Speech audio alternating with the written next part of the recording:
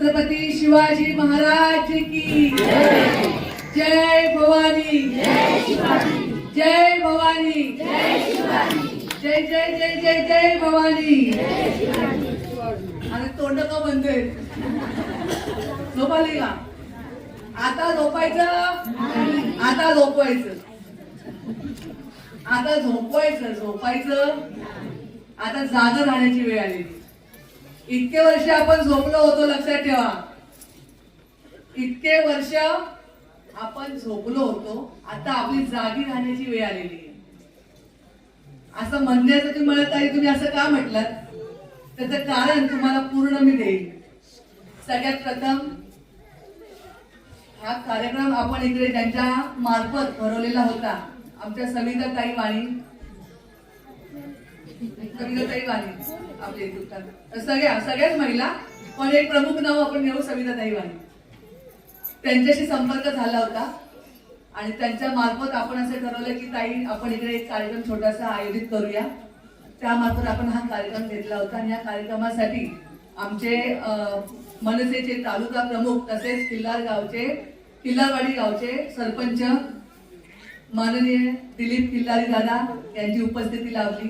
खरं तर ताई खांडे ताई दोन्ही जावा पण इकडे आलेल्या आहेत. त्या सगळ्यांचं मी मनापासून धन्यवाद करते. आमच्या टीमचं धन्यवाद करते.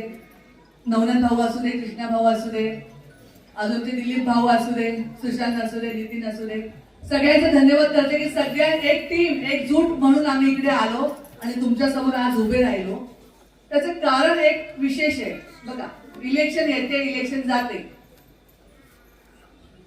पण कामं काय होतं? इलेक्शन आधी कामं होतात. इलेक्शन निघून गेल्याच्या नंतर 5 वर्ष काय होतं? कोण येतं का घरी चहा प्यायला? चहा प्यायला तरी कोण येतं का? कोण नाही. सर्वप्रथम मी माझी ओळख करून देते, म्हणजे तुमच्या लक्षात येईल, सगळं चित्र पूर्ण स्पष्ट होईल की ही बाई इथे का आली. मी शिवकन्या श्रीमती संध्याताई मोहन भगत, 1 वर्षापूर्वी राहणार भायखळा मुंबई आणि 1 वर्षापासून खानापूर गावची मी सूनबाई आहे. मग सोमा बोलला होता. हापूस बागची मी सुकन्या आहे. जुन्नर तालुक्याची मी मुलगी आहे, असं समजा. गावाकडे येण्याचं नियोजन काय? मुंबई सारख्या शहरात खूप आनंदाने जेव्हा जगत होते मी, खूप चांगला प्रपंच चालला होता माझा. अचानक काळाने घात केला. 2012 मध्ये माझे पती निधन पावले. पती निधन पावल्याच्या नंतर प्रत्येक स्त्रीला माहितीये की काय त्रास होतो, समाजामध्ये जगताना काय त्रास होतो. तो त्रास मी स्वतः सहन केलेला आहे. आज 14 वर्ष झाले माझे पती जाऊन. 2012 ते 2026 चाललेले. त्यावेळेला माझी मुलगी 7 वर्षाची होती ताई. आणि एक महिला जेव्हा समाजामध्ये एकटी होते, उभी राहते, त्यावेळेला तुम्ही सर्व इथे महिला आहे, तुमच्या सर्वांना माहित असेल इथे काय त्रास सहन करावा लागतो. अगदी पायाला पानं बांधून मी माझ्या मुलीला वाढवलं. माझी मुलगी शाळेत शिकत होती. कितीतरी वेळा एकदा असा प्रसंग आला की शाळेची फी भरली नाही म्हणून तिला शाळेतून घरी पाठवलं. 10वा झाला होता फक्त माझ्या मिस्टरांचा, माझ्या पतीचा 10वा झाला. 11व्या दिवशी कंबर कोसळून मी उभी राहिली. का उभी राहिली? कारण की सगळी घराची जबाबदारी माझ्यावर पडली. माझ्या मुलीच्या शिक्षणाची जबाबदारी माझ्यावर पडली. माझं कुटुंब कसं चालवायचं ह्या जबाबदारीने मी उभी राहिली. पण उभी राहिल्याच्या नंतर तुम्हाला माहिती समाजाच्या किती घृण घाणेरड्या नजरा असतात, कितीतरी संकट येतात, कितीतरी माणसं हिचकती अशी बोटं दाखवतात. इथे प्रत्येक माता भगिनीला ताई तुम्ही रडताय, रडू नका ताई, रडू नका, रडू नका. हे रडणं मी पण रडली होती. हे जे तुम्ही रडलात ना, हे मी पण रडली होती. आणि रडल्याच्या नंतर मला कळलं आता रडायचं नाही, आता लढायचं. त्या उद्देशाने ताई मी उभी राहिली. मी उभी राहिल्याच्या नंतर एक माझ्या आयुष्यामध्ये कलाटणी कशी आली तुम्हाला मी सांगते. मी उभी राहिली. एक नवरात्रीचे दिवस चालू होते ताई.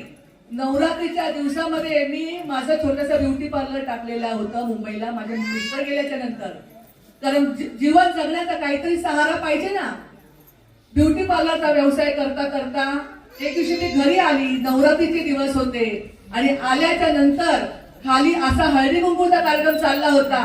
सगळ्या महिला एकमेकीने हळदी कुंकू लावत होत्या, गाणी लावली होती, अगदी मंगलमय वातावरण होतं. मी आली, साईडला माझी गाडी लावली, त्या महिलांमधून मी गेली, पण एकाही महिलेची इच्छा झाली नाही बोलायची का ताई तुम्ही या, तुम्ही पण नका हळदी कुंकू लावू, पण तिळगुळ तरी घेऊन जा. कोणी बोललं नाही, कोणी बोललं नाही.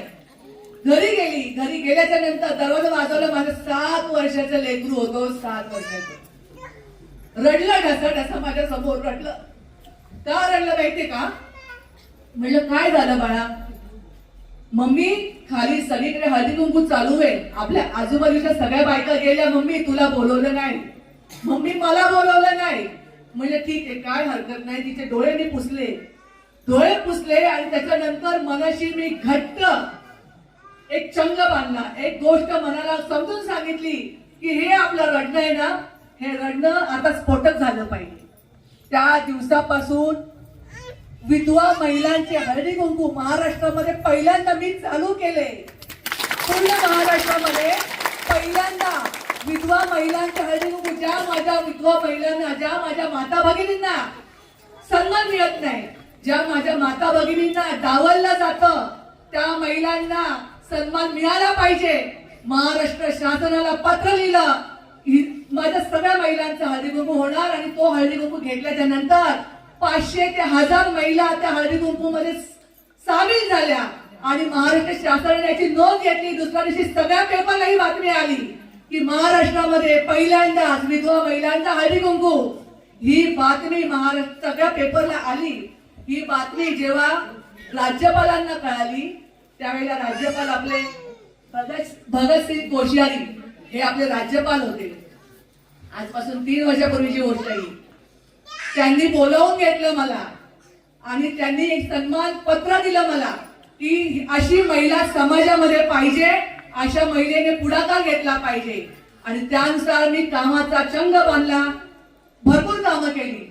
मग माझी संस्था असू दे, माझी संस्था आहे मुंबईला, महिलांची संस्था ओपन केली. त्याच्यामध्ये 5000 ते 5500 महिलांना रोजगार दिला. नुसता रोजगार नाही दिला, काही महिलांना लोन दिलं, काही महिलांनी नोकऱ्या केल्या, काही महिलांना रोजगार मिळाले. कोणाला वडापावची गाडी दिली, कोणाला ब्युटी पार्लर टाकून दिलं, कोण कंपनीमध्ये नोकरीला लागलं, कोण शिवण क्लास शिकलं. अशा अनेक महिला आज रोजगार कमवत आहेत. कशासाठी? कशामुळे? एका बाईला ठेस लागल्यामुळे. कशामुळे? एका बाईला ठेस लागल्यामुळे. आज एक बाई काय करू शकत नाही सांगा? जी बाई 9 महिने पोटामध्ये बाळ ठेवू शकते, वेदना सहन करू शकते, ती बाई काय करू शकत नाही सांगा? समाजाने ठोकर दिली होती, समाजाने नाकारलं होतं ताई. त्याच्यामुळे ही उभी राहिली संध्या भगत. आणि नुसती उभी नाही राहिली. ज्या वेळेला माझ्या लक्षात आलं की माझी खरी गरज गावाकडच्या महिलांना आहे. 5 करोड टर्नओव्हरची माझी कंपनी आहे मुंबईला, सोडली, पाणी सोडलं त्याच्यावरती आणि गावाकडे आली ही येडी. कशासाठी? तुमच्यासाठी आली मी. तुमच्यासाठी काय मिळणार होतं मला इथे येऊन? काय मिळणार होतं मला इथे येऊन सांगा? लोक आज शिकली ना दादा की मुंबईला जातात. आमची मुलं शिकली की मुंबईला जातात. कशाला जातात? नोकरी करायला जातात. पण ही येडी मुंबईचं काम सोडून गावाला आली. का आली? कशासाठी आली? तुमच्यासाठी. तर मी बघितलं ताई, मी बघितलं. माझ्या महिला आज पण खुरपणीला जातात, माझ्या महिला आज पण कांदे काढायला जातात, माझ्या महिलांना आज पण दादा जुन्नरला जायचं असेल ना तर नवऱ्याकडून 100 रुपये मागून घेऊन जावे लागतात. आज त्यांना अजून पण मुक्ती नाही. अजून पण माझ्या महिलांना कोण विचारत नाही. आज 5 रुपयाची आजी भेट खायची असेल तरी 5 रुपये इकडून तिकडून शोधून ती 5 रुपयाची भेट हवी लागते. का? याच्यासाठी आमच्या महिला सक्षमीकरण झालं नाही. महिलांना तुम्ही दिशाच दाखवली नाही. अहो गटामध्ये काम करताय सगळ्या महिला, सगळं मला मान्य आहे, पण गटामध्ये महिला सक्षमीकरण होणं गरजेचं होतं. महिला सक्षमीकरण होणं म्हणजे काय होणं पाहिजे होतं? लघुउद्योग यायला पाहिजे होते. मला सांगा, इथे बसलेल्या कितीतरी महिला आहेत ताई, तुम्ही सगळे शेतात जातात, कोण कोण लघुउद्योग करताय इकडे? व्यवसाय कोण करताय? व्यवसाय लघुउद्योग असतात, जोडधंदा असतो, कोण करताय? अहो इलेक्शन लढायची मला, पण ती इलेक्शन नुसते रस्ते बनवायला नाही लढायची. ती इलेक्शन नुसती मला पत्राचे शेड दिले म्हणून नाही लढायची. ती इलेक्शन मला फक्त लाईटी लावायच्या म्हणून नाही लढायची. त्या इलेक्शन लढण्यामागे प्रत्येक महिला उभी राहिली पाहिजे. प्रत्येक महिलेच्या हाताला काम, कामाला काम मिळाला पाहिजे. प्रत्येक रोजगार, प्रत्येक युवकाला रोजगार मिळाला पाहिजे. आज आमची 15वी झालेली मुलं आहेत, 14वी शिकलेली मुलं आहेत, 10वी झालेली मुलं आहेत, कुठं हो कामाला आहेत? आपली मुलं कुठं भेटतात ना, तुम्हाला मी सांगते. आपली मुलं भेटतात क्रिकेटच्या ग्राउंड मध्ये, आपली मुलं भेटतात बैलगाड्याच्या घाटामध्ये. अहो खेळा ना बैलगाडी, या घाटामध्ये जाऊ दे ना, खेळ पण आहे तो पण खेळा ना, पण त्याच्यापासून रोजगार काय हा प्रश्न तुम्ही कधी विचारला? मुलं जाऊ दे, क्रिकेट खेळू दे मुलं, त्याच्यापासून रोजगार काय? बैलगाड्यामध्ये एवढे बैल भरून भरून घेऊन जातात. जेव्हा बैल घेऊन जातात ना, त्या बैलाचा दिवसाचा खर्च त्या मुलाचा जो बैलगाडी घेऊन जातो त्याला कमीत कमी 10-15 हजार रुपये खर्च येतो का नाही सांगा? बैल घेऊन जायची, 2 माणसं घेऊन जायचे, पिकअप घेऊन जायचा, त्याला खायला घालायचं माणसांना, 10 ते 15 हजार रुपये खर्च येतो. पण ते केल्याच्या नंतर त्याचा फायदा नाही. त्याला किती रुपये मिळतात? उत्पन्न काय आहे? उत्तर आहे काय? फायदा काय आहे? खेळा ना, एक आवड म्हणून खेळा. एक बळीराजाचा एक मानाचा स्टार म्हणून बैलगाडा घाट असतो वर्षातून एकदा, खेळा ना. पण त्याच्यापासून फायदा काय? फायदा काय नाही. मग आपण कुठच्या दिशेने चाललो? आपली प्रगती काय झाली?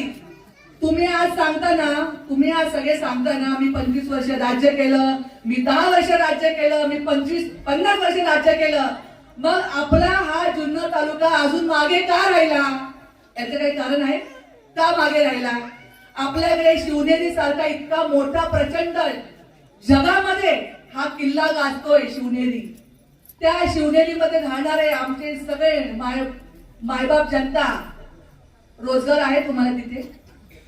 शिवनेरीच्या आजूबाजूला जर आपण ठरवलं ना तर रोजगार उपलब्ध करू शकतो. कोणी लक्ष दिलंय याच्यावरती? लक्ष दिलंय कोणी याच्यावरती? नाही देणार. आपल्याकडे किती धरणं आहेत दादा? आपल्याकडे किती धरणं आहेत? 5-6 धरणे आपल्याकडे. एका तरी धरणाच्या बाजूला रेस्क्यू टीम असते. म्हणजे जर काय हानी झाली, समजा कोणाचा जीव गेला किंवा काय झालं तर एक वाचवण्यासाठी एक टीम असते. ती टीम आहे आपल्याकडे? बारीक विचार करा, बारीक ती टीम आहे का आपल्याकडे? एखाद्या आता गोळेगावचा एक मुलगा आहे, गेल्या वर्षी 19 जानेवारीला त्याचा जीव गेला. पोहायला गेला होता सुट्टी आहे म्हणून आणि त्याचा जीव गेला. त्याला वाचवण्यासाठी 2 दिवस लागले. किती? 2 दिवस. का 2 दिवस लागले माहिती का? कारण वाचवणारी जी बोट होती त्या बोटला पेट्रोल नव्हतं. ही आमची अवस्था आहे. मी गेले तिथं, एवढा मोठा समारंभ सोडला महाराजांचा, 19 फेब्रुवारीची गोष्ट आहे. मी गेले गोळेगावला, त्या पेट्रोल भरलं, त्याच्या होडी असते, ती बोट असते, त्याच्यामध्ये पेट्रोल भरलं 1500 रुपयाचं. ती फिरवायला लावली आणि ते शव मिळालं त्या मुलाचं. त्या बाईने टाहो फोडला त्याच्या आईने. म्हणजे ही आमची अवस्था. आम्ही कुठं चाललंय? आमचं काय? आमचा विकास म्हणजे काय झाला? आमचा रस्ते दिले म्हणून विकास झाला, आम्ही लाईटी लावल्या म्हणून विकास झाला? याला विकास काय म्हणत? आज सातारा सगळ्यांना माहितीये ना. सातारामध्ये कमीत कमी 80% मुलं आर्मी मध्ये, मिलिटरी मध्ये, पोलीस भरतीमध्ये आहे का नाही? आहे की नाही सांगा? आपल्या तालुक्यातली मुलं कुठे आहेत? शोधा. तालुक्यातली मुलं कुठे आहेत? ते घाटावर भेटतील, ते क्रिकेटच्या ग्राउंड मध्ये भेटतील तुम्हाला. प्रगती नाही. लक्षात ठेवा. याला अधोगती म्हणतात. ही संध्याकाळी भगत नुसती बोलत नाही, मी काम करते. कितीतरी कामं मी आज 1 वर्ष झाले या गटामध्ये आले ताई, कितीतरी कामं मी केलेली आहेत. मग कुमशेटचं मगाशी प्रकरण सांगितले भाऊनी. कुमशेटचं प्रकरण 7 वर्षाचा मुलगा होता, बिबट्याने ओढून नेला होता. किती हंगामा केला तुम्ही सगळ्यांनी बघितलंय. सगळ्यांनी युट्यूबला बातमीमध्ये बघितलंय सगळ्यांनी. ताजं प्रकरण सांगते. ताजं शिंगोटे हॉस्पिटल माहितीये सगळ्यांना? शिंगोटे हॉस्पिटल माहितीये सगळ्यांना? आदिवासी मुलगा होता, 21 वर्षाचा मुलगा होता, स्कूटरवरती पडला. शिंगोटे हॉस्पिटलमध्ये त्याला ऍडमिट केलं. फक्त 4 टाके मारले इथे, 4 टाके डॉक्टरनी. किती रुपये घेतले? 15,000 रुपये. त्या कुटुंबाची परिस्थिती नव्हती 15,000 रुपये भरायची. मला बोलवलं, ताई 4 टाके फक्त मारले, डॉक्टर सोडत नाही, त्याला 15,000 रुपये मागतोय. त्या डॉक्टरची किती हजेरी घेतली बघितली तुम्ही? मोबाईल बघता का नाही? त्या डॉक्टरची हजेरी घेतली. म्हटलं तू 4 टाक्याचे 15,000 रुपये कसे काय घेतले याचे? त्याच्यामध्ये एवढी त्याने हुज्जत घातली, एवढी हुज्जत घातली. त्या मुलाला त्याने 4 टाके मारून बेडवर तसंच ठेवलं होतं. दुसऱ्या माळ्यावर जाऊन ऑपरेशन करत होता छातीचं एका दुसऱ्या पेशंटचं. आणि त्याच्यानंतर आम्ही गेलो, त्याच्याशी हुज्जत झाली. त्या मुलाला आम्ही सोडायला लावलं, पण तो मुलगा वाचला नाही. या डॉक्टरच्या निष्काळजीपणामुळे तो मुलगा वाचला नाही. 21 वर्षाचा मुलगा, त्याच्या आईला तो एकुलता एकच मुलगा होता, वाचला नाही. डॉक्टरनी वेळ घालवला आणि त्याच्यामुळे त्याच्या छातीत आणि डोक्यात रक्ताच्या गाठी झाल्या, तो मुलगा वारला. काय वाटलं असेल आईला? पोटचं लेकरू गेलं, काय वाटलं असेल आईला? हे डॉक्टर का मारले तुम्हाला माहितीये? एक गोष्ट तुम्हाला सांगते, सरकारी इस्पितळ, माझी नजर जिथे आहे ना, मी बरोबर नजर ठेवलेली आहे प्रत्येक गोष्टीवरती. सरकारी हॉस्पिटलमध्ये इथे कोण कोण जातं सांगा? सरकारी हॉस्पिटलमध्ये तुम्ही सगळे जाता का? काय काय सुखसोयी आहे तिथं तुम्हाला? एक्सरे करायची मशीन आहे का? MRI करायची मशीन, CT स्कॅन करायची मशीन? काही फक्त आपल्या सरकारी दवाखान्यामध्ये फक्त पोस्टमार्टम होतं. काय होतं? पोस्टमार्टम होतं. सरकारी दवाखाना फक्त पोस्टमार्टम करण्याकरता आहे. बाकी त्याचा आपल्याला चालण्याचा उपयोग नाही. बाकी जर तुम्हाला काही इलाज करायचा असेल ना, तुम्हाला कुठे जावं लागतं? तुम्हाला जावं लागतं संगमनेरला, तुम्हाला जावं लागतं पुण्याला, तुम्हाला जावं लागतं मुंबईला. आहे आपली तेवढी हिंमत आहे, आपल्याकडे तेवढी कॅपॅसिटी आहे जाण्याची? सगळे श्रीमंत असतात का? सगळ्यांकडे तेवढा पैसा असतो का जाण्यासाठी?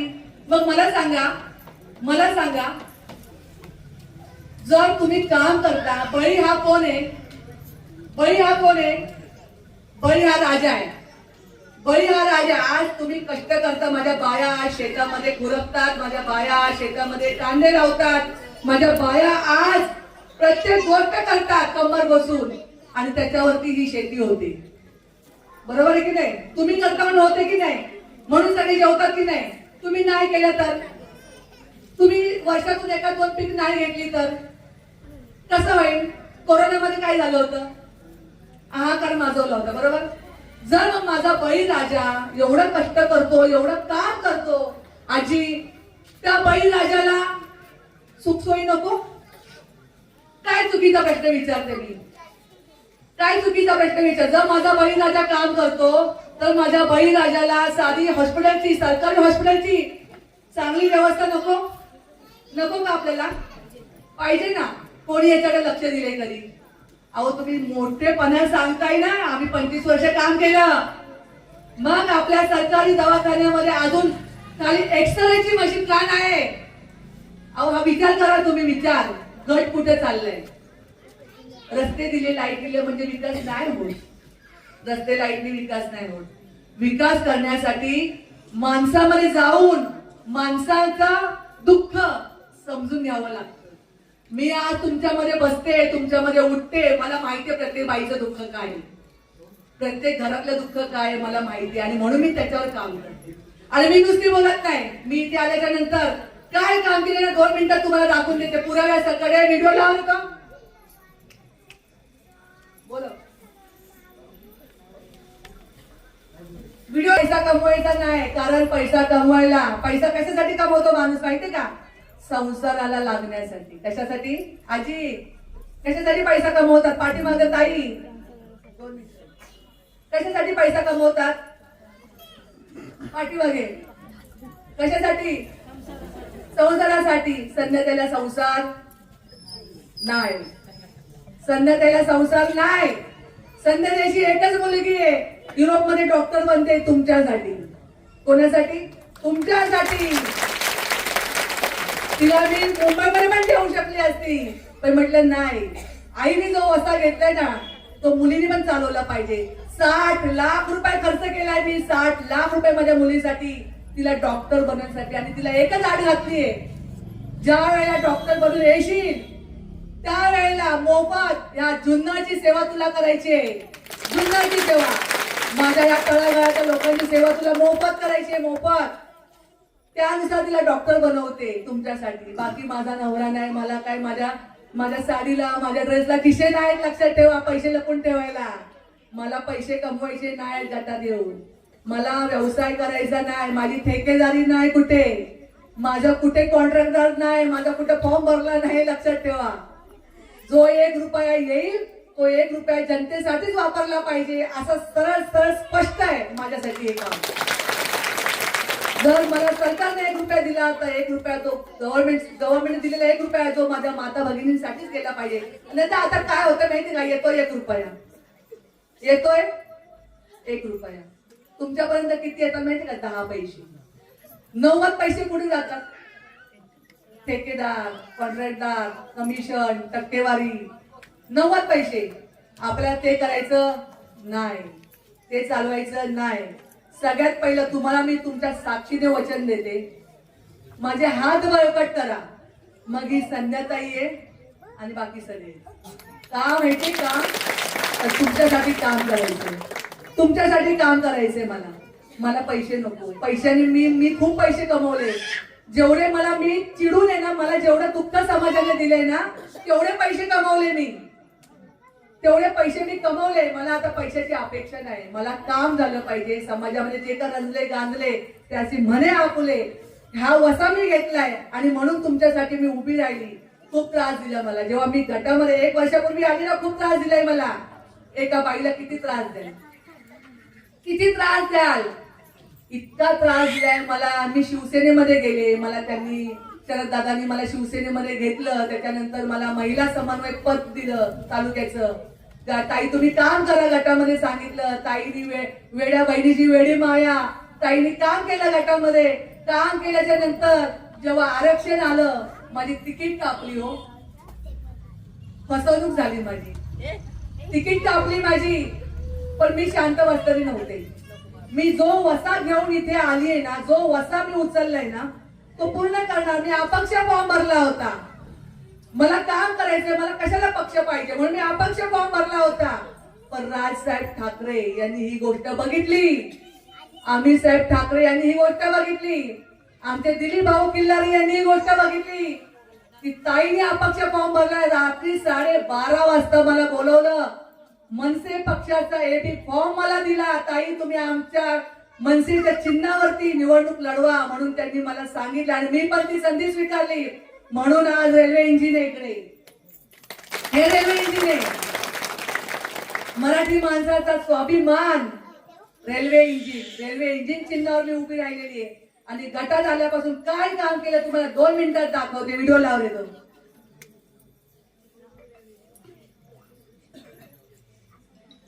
लहरों से डरकर नौका पार नहीं होती और कोशिश करने वालों की कभी हार नहीं होती.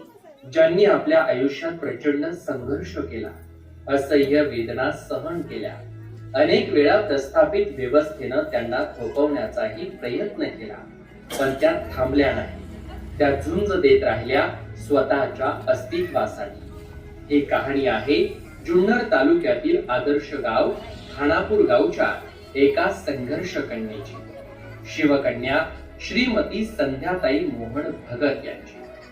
स्वतःसाठी सुरू झालेला सुरुवातीचा प्रवास कधी समाजाचा प्रवास झाला हे लक्षातच आलं नाही. पतीच्या अकाली निधनानंतर संध्याताईंच्या आयुष्यात दुःखाची संध्याकाळ आली, पण त्या खचल्या नाही. स्त्री असून सुद्धा त्या पुन्हा ताकदीने उभ्या राहिल्या. आपल्या आयुष्यातील अंधार विसरून इतरांच्या आयुष्यात आशेचा आणि उत्कर्षाचा दीप प्रज्वलित करण्यासाठी त्या चालू लागल्या. संध्याताईंचा कलेतून सुरू झालेला मार्ग पुढे समाज कार्यासाठी अटळ संकल्प बनला. समाज सेवेचे व्रत घेऊन सर्वसामान्य, गोरगरीब आणि वंचित लोकांच्या त्या आधारवड बनल्या. आजपर्यंत त्यांनी वेगवेगळ्या क्षेत्रात आपल्या कलेची चुणूक दाखवली. सन 2016 ते 2019 पर्यंतच्या काळात स्टार स्पोर्ट्सच्या झगमगाटात आंतरराष्ट्रीय खेळाडूंसाठी मेकअप आर्टिस्ट म्हणून काम केले. खेळाडूंच्या धावत्या आयुष्याला एक देखणं रूप देण्याचा सन्मान आणि जागतिक दर्जाच्या मंचावर भारतीय कौशल्याची चमक दाखविण्याची संधी शिवजन्मभूमीची कन्या संध्याताई भगत यांना मिळाली. 2015 मध्ये एका छोट्या स्वप्नातून क्रिएटिव्ह स्किल चॅरिटेबल ट्रस्टची स्थापना केली. या ट्रस्टच्या माध्यमातून आजपर्यंत 5000हून अधिक विद्यार्थ्यांना कौशल्य प्रशिक्षण दिले. या तरुण, तरुणी, दिव्यांग तसेच समाजाच्या सर्वच स्तरातील विद्यार्थ्यांना स्वयंरोजगार उपलब्ध करून देण्याचा मान या संस्थेला मिळाला. सर्वत्र कोरोनाचा हाहाकार असताना जे अनेक दानशूर व्यक्ती रस्त्यावर उतरून मदत कार्य करत होते, त्यात संध्याताई भगत यांचे नाव प्रामुख्याने घेतले जाते. स्वप्ननगरी मुंबईमध्ये शहरातील वयोवृद्धांना औषधे वाटप केली. एवढंच काय, तर ज्या स्त्रियांकडे समाज हीन नजरेने पाहतो त्या सेक्स वर्कर महिलांनाही कोरोना काळात पोट भरता यावं म्हणून अन्नधान्य, कपडे व स्वच्छता किटचे वाटप करण्यात आले. सनातन हिंदू धर्माच्या मूल्यांचा प्रचार व प्रसार होण्यासाठी लहान वयापासूनच आपल्या हिंदू संस्कृतीचे बीज मुलांच्या मनात रुजावे म्हणून संध्याताईंनी ज्ञानेश्वरी, भगवद्गीता, हनुमान चालीसा अशा ग्रंथांचे मोफत पठण वर्ग सुद्धा आयोजित केले. 26 जानेवारी अर्थातच देशाच्या प्रजासत्ताक दिनी या गौरवशाली दिवसाचे औचित्य साधून जिल्हा परिषद शाळेतील मुलांना शालेय साहित्याचे वाटपही केले. जुन्नर तालुक्यातील बिबट्यांची वाढलेली संख्या, भय व हल्ले रोखण्यासाठी खानापूर आणि हापूसबाग परिसरात जुन्नर वन विभागाच्या मदतीने बिबट्या पकडण्यासाठी पिंजरे लावले. या पिंजऱ्यांमध्ये 2 बिबट्यांना पकडण्यात यशही आले. वयोवृद्ध ज्येष्ठ व्यक्ती, प्रवासी महिला व बालकांना बसस्थानकावर बसण्याची सोय नसल्याने तिथे तासनतास वाहनाची प्रतीक्षा करावी लागत होती. ही गोष्ट निदर्शनास आल्यानंतर संध्याताईंनी स्वखर्चातून भगत फाटा येथे लोखंडी बाकडे बसवले व ही अडचण दूर केली. विधवा आणि एकल महिलांना समाजात सन्मानाचे स्थान मिळावे म्हणून महाराष्ट्रात प्रथमच हळदी कुंकू कार्यक्रमाची सुरुवात केली. त्यांच्या मनातील वेदना ओळखून त्यांच्यासाठी 1 दिवस, 1 व्यासपीठ आणि 1 हक्काचा सन्मान मिळवून दिला. जुन्नर तालुक्यातील उदापूर येथील आजारी बालक कुणाल बर्डेच्या घराची बिकट परिस्थिती पाहून संध्याताई भगत यांनी स्वखर्चाने घरावरील पत्रे बसवून दिले. बर्डे कुटुंबासाठी ही फक्त मदत नव्हती, तर ही या कुटुंबासाठी मिळालेली प्रेमाची सावली होती. जुन्नर तालुक्यातील आदर्श गाव चिंचोली येथील शिक्षण क्षेत्रात अग्रगण्य असलेल्या आणि महत्वाचे म्हणजे मुख्यमंत्री सुंदर माझी शाळा या उपक्रमाअंतर्गत राज्यातील प्रथम क्रमांक विजेती शाळा श्री समर्थ मधुकरराव काशे या शाळेतल्या मुलांसाठी क्रिएटिव्ह स्किल चॅरिटेबल ट्रस्टच्या माध्यमातून संध्याताई भगत यांच्या पुढाकाराने शैक्षणिक साहित्य व शाळेचा गणवेश वाटप हा कार्यक्रम घेण्यात आला. सावरगाव कुसूर जिल्हा परिषद गटातील बस्ती या गावातील महिलांनी गृह उद्योग सुरू करावा यासाठी आपल्या संस्थेच्या माध्यमातून मसाला मेकिंग प्रक्रियेचे प्रशिक्षण दिले. रात्री अपरात्री चाललेले बिबट हल्ले रोखण्यासाठी याच जिल्हा परिषद गटातील काचळवाडी परिसरात राहणाऱ्या शेतकऱ्यांना उजेड मिळावा यासाठी LED हॅलोजन लाईटचे वाटप सुद्धा करण्यात आले. माननीय संध्याताई भगत यांच्या सामाजिक कार्याच्या सातत्याची, निष्ठेची, त्यागाची आणि परिणामकारकतेची दखल घेऊन 2025 या वर्षातील भारत निर्माण पुरस्काराने त्यांना गौरविण्यात आले. महाराष्ट्र राज्याचे तत्कालीन माननीय राज्यपाल भगतसिंह कोश्यारी यांनी सामाजिक कार्याची दखल घेऊन प्रशस्ती पत्रक देऊन त्यांना सन्मानित केले. महाराष्ट्र सरकारच्या वतीने सलग 3 वर्ष 2017 ते 2019 या वर्षातील उत्कृष्ट कामगिरीबद्दल आणि उत्कृष्ट सामाजिक योगदानाबद्दल पुरस्काराने गौरविण्यात आले. स्तनदा मातांना आरामदायक व सुरक्षित ठिकाणी आपल्या बाळाला दूध पाजता यावे म्हणून शिवजन्मभूमी जुन्नर शहरातील नवीन बसस्थानक येथे संध्याताई भगत यांनी मातृत्वाच्या भावनेतून हिरकणी कक्ष सुरू केले. जुन्नर येथील सरकारी रुग्णालयात दारू पिऊन ड्युटीवर असलेल्या डॉक्टरला खडे बोल सुनावत वरिष्ठ अधिकाऱ्यांकडे तक्रार करून संबंधित डॉक्टरला सेवानिवृत्त करण्यास भाग पाडले. निकृष्ट दर्जाच्या बियाणांमुळे शेतकऱ्यांच्या शेतमालाचे नुकसान झाले. त्याचे पंचनामे करून घेऊन तात्काळ नुकसान भरपाई मिळावी याची मागणी देखील संध्याताई भगत यांनी संबंधित प्रशासनाकडे केली. अवकाळी पावसामुळे शेतकऱ्यांच्या सोयाबीनचे नुकसान झाले. त्या शेतकऱ्यांच्या बांधावर जाऊन त्याची पाहणी केली. त्याची नुकसान भरपाई मिळावी व कर्जमाफी व्हावी यासाठी मागणी केली. कुमशेत येथील अंगणवाडीमध्ये गेली अनेक दिवस अंगणवाडी सेविका नव्हती. याबाबत तात्काळ मागणी करून सेविकेला कामावर रुजू करून घेतले. दिव्यांग लोकांना महाराष्ट्र परिवहन महामंडळाच्या एसटी बसमध्ये हीनतेची वागणूक मिळत असताना त्याबद्दल आवाज उठवून सरकारी कर्मचाऱ्यांना कडक इशारा दिला. तालुक्यातील काही खाजगी हॉस्पिटलमध्ये गोरगरीब रुग्णांकडून बिलाच्या नावाखाली अव्वाच्या सव्वा पैसे उकळण्याचा सुरू असलेला प्रकार उघडकीस आणून त्या विरोधात स्वतः पुढाकार घेऊन आवाज उठवला.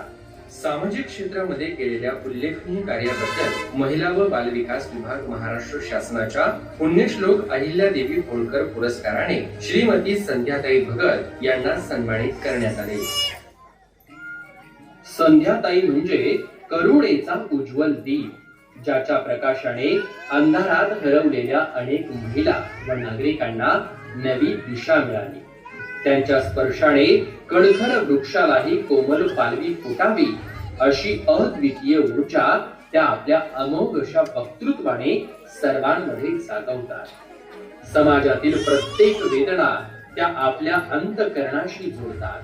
म्हणूनच त्यांच्या संवेदनशीलतेचा सुवास आज अनेकांच्या जीवनाला अर्थ देतो. अद्वितीय कार्यकर्तृत्व असलेल्या समाजसेविका शिवकन्या श्रीमती संध्याताई मोहन भगत यांच्या कार्यकर्तृत्वास मानाचा जय महाराष्ट्र.